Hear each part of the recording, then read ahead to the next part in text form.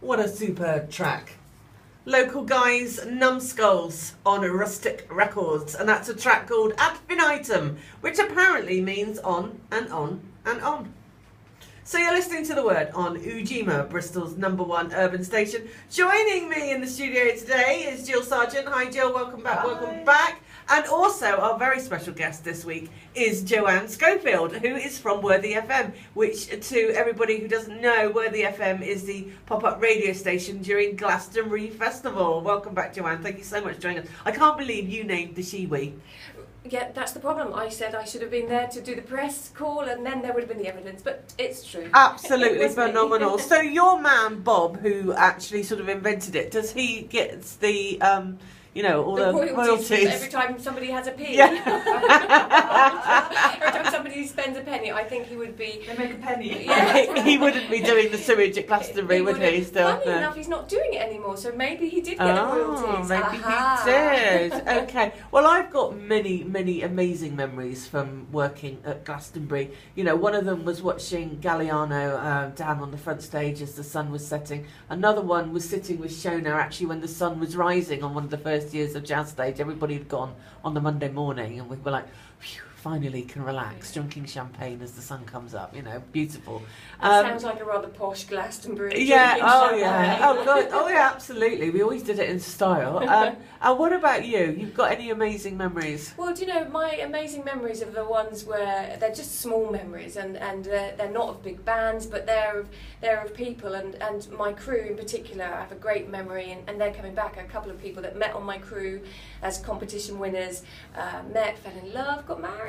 No way! Yeah, oh indeed. my Adam God. and Michelle, they're coming back this year, so that's really great.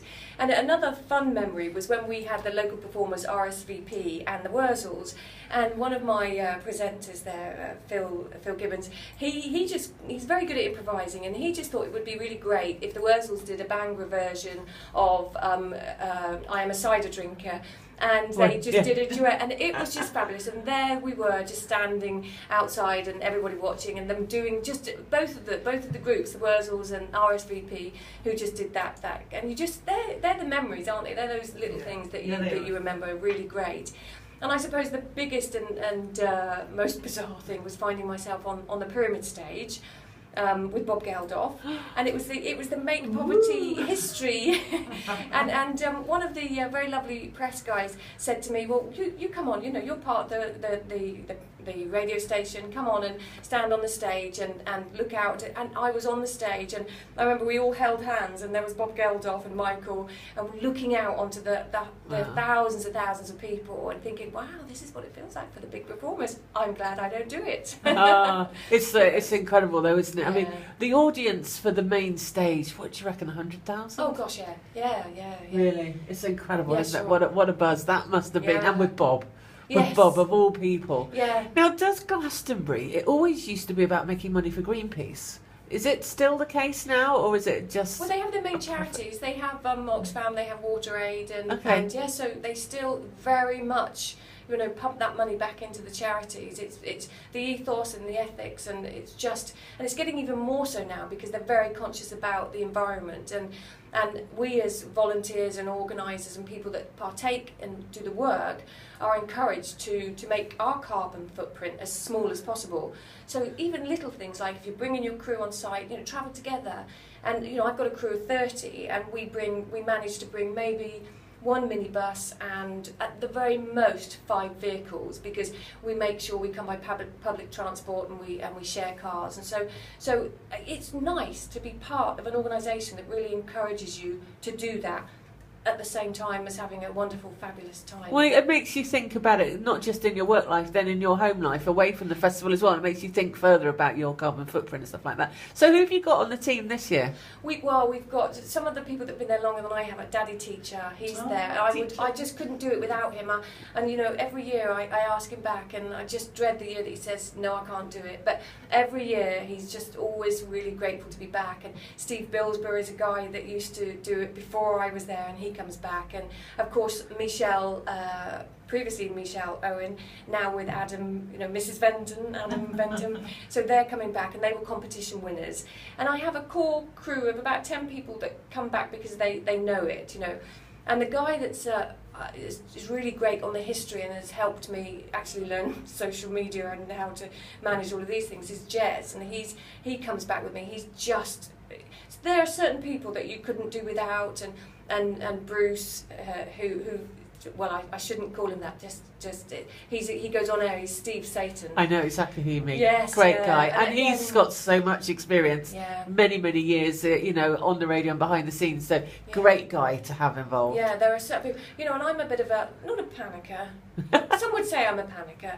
But, I may look like I'm a panicker. And then you've got Bruce, people like Bruce who do the aerial. And I always say that if you've got a coat hanger and you've got Bruce, you can't fail. Oh, because brilliant. He'll just make it all But work. he came in here once to help out, and he was just casually taking apart the desk whilst I'm just trying to get on with the show. And he said, "It's all right, don't worry, it's all cool." Yeah, and you're there going, "Well, you've got 30 seconds." Bruce is like, "Yeah, that's fine, that's fine." It's like, "Okay, if you say it's fine, then it's fine. I'll go make a coffee." Excellent. So, is there anything in particular you're looking forward to this year? Just the end. You can't say that. When will Worthy FM stop broadcasting? It stops broadcasting on the midnight on the Monday. Okay. So the festival finishes on Sunday night, and then people start to leave and exit, and people are still leaving on the Monday night. So we are with you all the way until midnight on the Monday night, and and that's, to be fair with you, that's our biggest audience often, because they're in the car, they don't want to let go, and and they just want to hear themselves again, because we'll do their voices, and they want to hear the memories and just recap, and that's what we do. Monday is our really special day, because we've worked all the way through the week and we've captured those little bits of people's voices, and that's my ambition, is when they're driving away thinking, and it's just all replaying in their head, because they don't want to be stuck in a hot car for a couple of hours just waiting to get out. I want them to want to stay in their car. Yeah, no, it's fantastic. So if you're going to Glastonbury this year, remember on the way down and on the way back to tune into Worthy FM. Now, it is on the dial, on your FM dial. What's the frequency? It is 87.7. 87.7, which at the moment in Bristol is SW FM, which is like a urban underground radio station that's going to finish very soon, so you can check that out. But obviously, as you drive out through the hills, you will get Worthy FM. And online? Online, you can get it through our website, which is worthyfm.com, very easy, or you can go to the festival website and get it through their website as well, which is all very easy to remember. Okay, and so any thoughts about whether I can come next year? Well, get it on air. You have the same and equal access to come as all of the other volunteers, because the process is open from around about December and January. So that's via the Worthy FM website and the Glastonbury Festival website. So anybody can apply to be a volunteer on Worthy FM. They check out the website. December and January. And I will be there. That's what's wonderful about it. It just gives people that opportunity. Fantastic. Yeah. Thank you, Joanne Schofield from Worthy FM at Glastonbury Festival. Have a fantastic festival this year, won't you? Thank you for having me. Thank you. Right, we're going to take a little bit of a break.